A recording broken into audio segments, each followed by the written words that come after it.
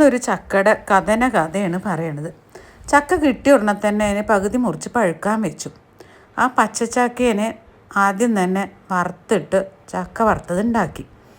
പിന്നെ ആ ചക്ക വറുക്കാൻ ഉപയോഗിച്ച ചക്കയുടെ അടിയും പൊടിയൊക്കെ വെച്ചിട്ട് ഒരു ചക്ക ഉപ്പേരി ഉണ്ടാക്കി, ഒരു ചക്കപ്പുഴുക്കും ഉണ്ടാക്കി. ചക്ക ഉപ്പേരി എന്ന് പറഞ്ഞു കഴിഞ്ഞാൽ കടുകും മുളകും ഒക്കെ വറുത്തയിൽ ഈ ചക്ക ഇട്ടിട്ട് തേങ്ങയിട്ട് ഇളക്കുക.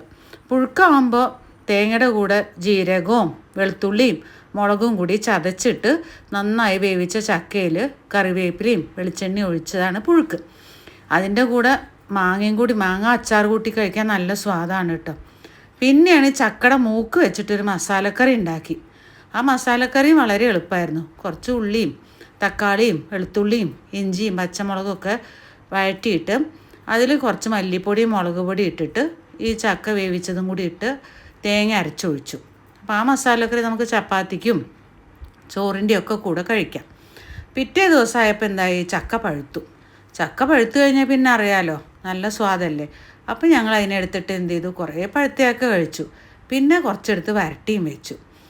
അത് കഴിഞ്ഞിട്ട് ചക്കക്കുരു മാത്രം ബാക്കിയായി. ചക്കക്കുരു എന്തെങ്കിലും ചെയ്യണമെന്ന് പറഞ്ഞ് സൂക്ഷിച്ച് വെച്ചിരിക്കുക. പാവം ചക്ക, അതിൻ്റെ എല്ലാ ഭാഗവും ഞങ്ങൾ ഉപയോഗിച്ചു. ചക്ക വിചാരിക്കുന്നുണ്ടാവും പറ്റിയ ആൾക്കാരെ വീട്ടിലാണ് ഞാൻ എത്തിയെന്നുള്ളത്. പണ്ടൊക്കെ പശുവിന് കൊടുത്തിരുന്ന കുറേ സാധനങ്ങളാട്ടോ അതൊക്കെ ഞങ്ങൾ കഴിച്ചു.